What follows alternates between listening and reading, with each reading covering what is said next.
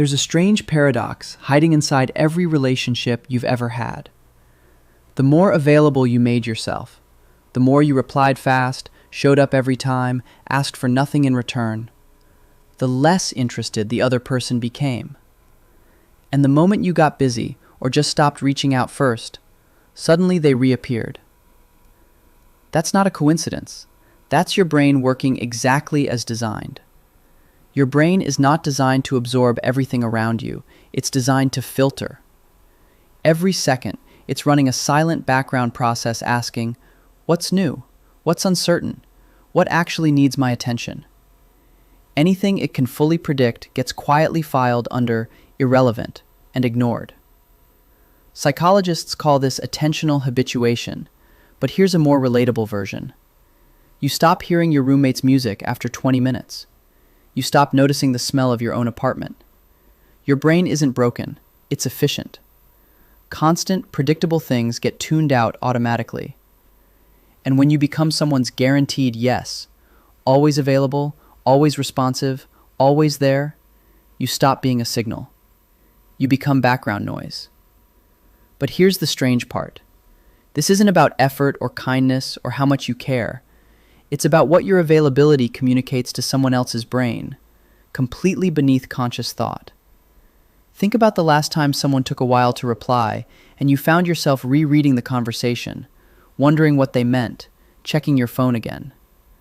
Now think about the person who responds in 30 seconds every time. When did you last reread their messages? You didn't, because there was no gap, nothing to wonder about. The loop closed instantly. And this is where neuroscience gets genuinely uncomfortable. Dopamine, the thing everyone thinks is about pleasure, doesn't fire when you get what you want. It fires when you might. Researchers found that dopamine activity spikes hardest during uncertainty, specifically when the chance of a reward is around 50%. Not guaranteed, not impossible. Right in the middle, where your brain can't predict the outcome. This is called the dopamine prediction error. Your brain isn't chasing the reward. It's chasing the gap between what it expects and what actually happens. When someone is completely available, that gap disappears. Not because they're boring, because they're too readable. Dopamine flatlines. The pull fades. And here's where things change. The moment that same person becomes slightly less predictable, takes longer to reply, seems busy, has something else going on, that gap reopens. And suddenly, the brain is back online.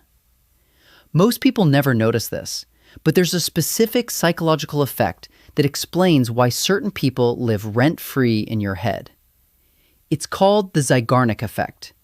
Your brain treats unresolved things like open browser tabs. It keeps returning to them, processing them, unable to fully close them. The person who answers every message immediately?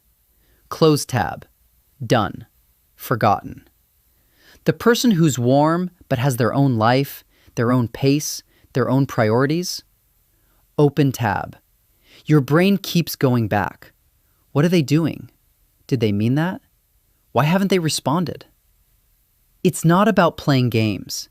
It's just how attention actually works. Now here's the part that stings a little. Most people confuse being available with being kind. They think showing up for everyone, responding instantly, never saying no, that this is what makes people value them. But there's a quiet signal underneath all of that, and it says, I have no competing demands. You are the center of my world. And the human brain, automatically, without cruelty, reads that as low value. This is the scarcity heuristic. We assign worth to things based on how hard they are to access. It's not a flaw. It's a cognitive shortcut that runs in every person, in every culture, at every age. Concert tickets feel more valuable when they're nearly sold out. Your favorite coffee shop feels cooler when there's a line. And a person's time feels more meaningful when it isn't infinitely available. Unlimited access doesn't feel like a gift. It feels like a given. You can be a great person and still become wallpaper. But here's what nobody talks about. Sometimes being too available isn't really about kindness. It's about anxiety. We reply instantly because silence feels like rejection. We clear our schedules because being needed feels like safety. We overgive attention because we're quietly hoping it will secure ours in return.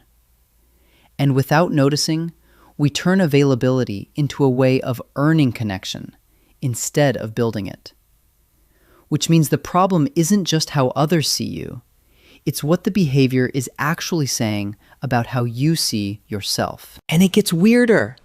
There's a psychological principle called reactance theory. When people sense that access to something might be restricted, desire increases. Not because the thing changed, because the brain suddenly registers it as something worth protecting. That slightly closed door is more interesting than the one wide open. But that's not the real reason people pull away. Availability isn't the problem. Weightlessness is. Here's the actual truth, the one worth sitting with. People don't pull away because you were too nice. They pull away because somewhere, unconsciously, they stopped wondering about you. The most compelling people aren't the ones working hardest to hold attention. They're the ones who seem genuinely indifferent to whether they have it. Not because they're cold, but because they're full. They have things going on, interests, standards, a life that doesn't pause for anyone. That's what creates real pull, not absence, substance. Because somewhere in the brain, a very old circuit lights up when it meets someone like that. This one isn't explained yet, and it leans in.